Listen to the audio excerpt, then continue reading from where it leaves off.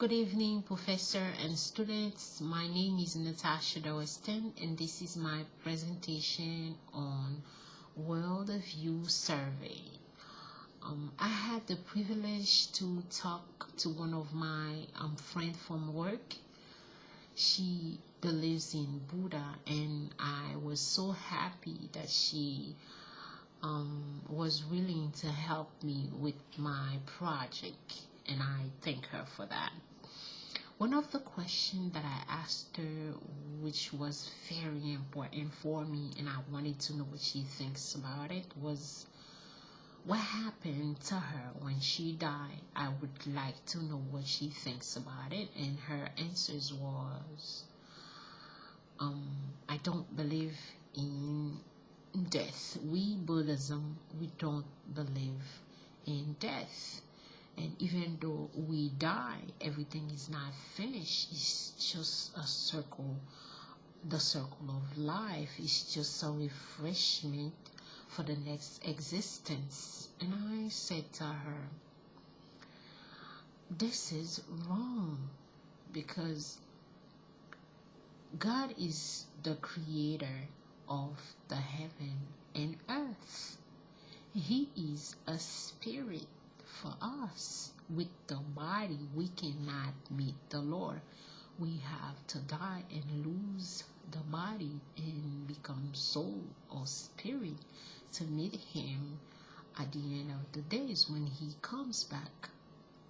She said, no, that's not what I believe in, and you guys are wrong also. And I don't blame her for her answer. I blame myself as a Christian who is not doing a good job at all. We are supposed to do more evangelism. Talk to people about God. Let them know who He is. Talk to them about Jesus. Let them know why Jesus had to cover His spirit, take a form of a person to come to help us understand who He is, understand God more specifically. And I was so unhappy, because that's not her fault. And I'm not gonna blame all on her, because God asks us to go around the world and make disciples.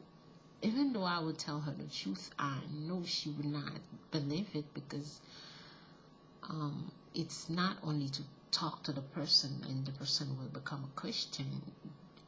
We have to do all we can and then leave the rest to God. So the thing is, we are not doing all we can. And the time that I put aside to talk to her was the time that the professor asked to do the survey. And I was supposed to do more by starting a conversation and go a little bit deeper in the stuff that we got regards the Bible, and present the gospel to her in a manner that she can get something. I'm not gonna say that when I talk to her she'll become a Christian right away, but little by little she might take some time to think about what I tell her or what I told her, and then she would get a little bit more from life, or understand more what we coming from as Christian.